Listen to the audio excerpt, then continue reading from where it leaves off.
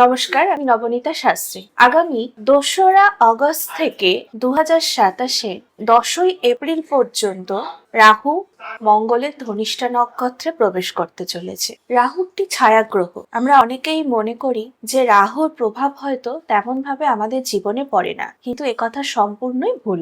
রাহুর প্রভাব অনেক ক্ষেত্রেই আমাদের জীবনে ইতিবাচক অথবা অনেক সমস্যার জন্ম দিতে পারে।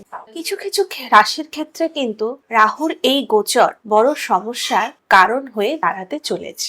মেষ রাশির ক্ষেত্রে রাহুর ধনিষ্ঠা নক্ষত্রে প্রবেশ একটু সমস্যার সূচনা করতে চলেছে। বিশেষ করে যে সমস্ত মেষ রাশির জাতক অথবা জাতিকাদের রাহু দুস্থানগত অথবা কোনো বদ নক্ষত্রে রয়েছে, অথবা বিশেষ বিশেষ জায়গায় রাহু দৃষ্ট দিচ্ছে, অথবা রাহু বসে রয়েছে, তাদের ক্ষেত্রে কিন্তু সেই সমস্ত দিক দিয়ে ক্যারিয়ারে বিশেষ কিছু সমস্যার সম্মুখীন আপনারা হতে চলেছেন। সুতরাং আপনারা অবশ্যই সতর্ক থাকুন। মেষ রাশির জাতক জাতিকাদের এই সময় স্বাস্থ্যের ব্যাপারে একটু বেশি সচেতন হওয়ার দরকার। এছাড়াও যারা বিদ্যার্থী রয়েছে তাদের ক্ষেত্রে বলবো একেবারেই অমনোযোগী হওয়া যাবে না, তাতে কিন্তু তোমরা প্রচন্ড ভাবে সমস্যায় পড়তে পারো আগামী দিনে। যারা কর্মপ্রার্থী অথবা যারা বাইরে নতুন করে কর্মের প্রচেষ্টায় রয়েছেন, অথবা যারা বিদেশে কর্মের জন্য চেষ্টা করছেন, তাদের ক্ষেত্রেও কিন্তু এই সময়টা খুব একটা শুভ নয়।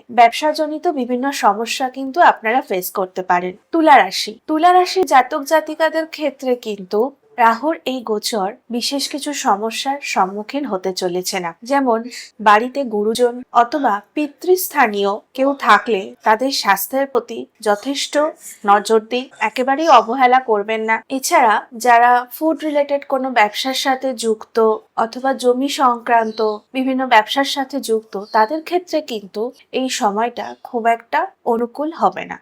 যারা ট্রাভেল এজেন্সি কোন রকম ব্যবসার সাথে যুক্ত, তাদেরকেও বলবো এই সময় আপনাদের ব্যবসা কিন্তু একটু সমস্যার মধ্যে দিয়ে যেতে পারে। সেক্ষেত্রে আপনারা অবশ্যই যে উপাচারগুলি রয়েছে সেগুলো চেষ্টা করুন, একটু ফলো করুন। বৃশ্চিক রাশির জাতক জাতিকাদের ক্ষেত্রেও কিন্তু এই সময়টা খুব একটা ভালো যাবে না। কিছু ভাগ্য বিড়ম্বনা দেখা দেবে। যাদের বিবাহর যোগাযোগ চলছে তাদের ক্ষেত্রে কিছু সমস্যা আসতে পারে। এছাড়া কিছু দাম্পত্য সমস্যাও কিন্তু আপনাদের জীবনে আসতে পারে। ভাতৃস্থানীয় অথবা পারিবারিক কোনো ব্যক্তির সাথে আপনারা বচসা অথবা বাগবিতণ্ডায় জড়াতে পারে। এছাড়াও অফিসে কোনো কলিগের সাথে কোনো রকম সমস্যা তৈরি হতে পারে। শারীর স্বাস্থ্যের দিক থেকেও আপনারা একটু সচেতন থাকবেন। আর্থিক দিক থেকেও কিন্তু আপনারা এই সময় কিছু সমস্যার সম্মুখীন হতে পারেন। কিছু বেশি খরচা অথবা কোনো জমানো পুঁজি বিশেষ কোনো কাজের দরুন ব্যয় হয়ে যাওয়া, কোনো